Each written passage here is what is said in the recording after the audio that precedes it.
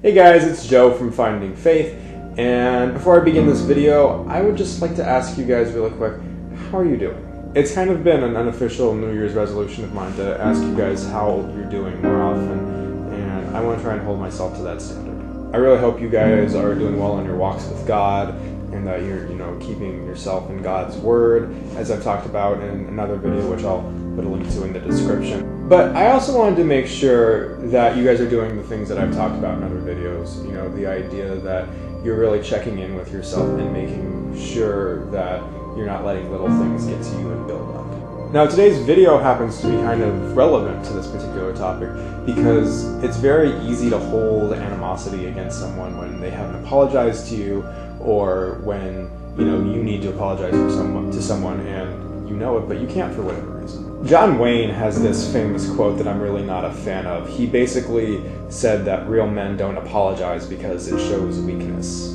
Now, I thoroughly disagree with this quote 100%, because repentance is basically apologizing. But more than that, I think it actually takes a lot of strength to apologize. And unfortunately, there are a lot of people who don't really know how to apologize very well. So this is a very general video that I think both unbelievers and believers could ultimately learn from, because I decided a really easy way to make one's apology good is to follow the really simple acronym of SMART.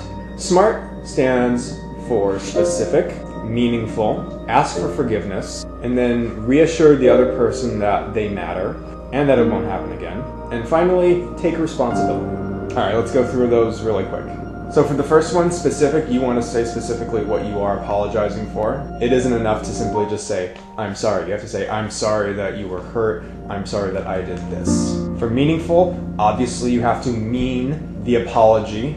And if you find yourself in a position where you need to apologize to someone and you don't really mean it, you should spend some time trying to figure out their perspective on things and why they were hurt and why you need to apologize. Ask for forgiveness is extremely straightforward. You have to end your apology by basically saying something along the lines of, will you please forgive me? So the reassuring part has two parts. The first one is you have to reassure someone that they matter to you. This doesn't have to be really big. You can do this, potentially at the very end of the apology or after they've already forgiven you. And sometimes you can do this without words, but I really think it's important to just verbalize to the other person, hey, you matter to me, and this is why it's important that you forgive me and that we're on a good place with each other. And of course, reassuring them to the best of your ability that it's not going to happen again is really good, because then it actually shows that you're making an effort. Lastly, taking responsibility.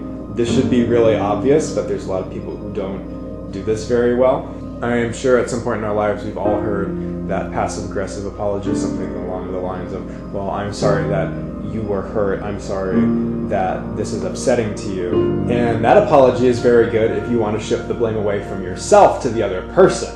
But it's not good if you want to genuinely make amends with the other person, which is the whole goal of the apology, really. So you definitely need to take responsibility when you're apologizing and admit that it's your fault.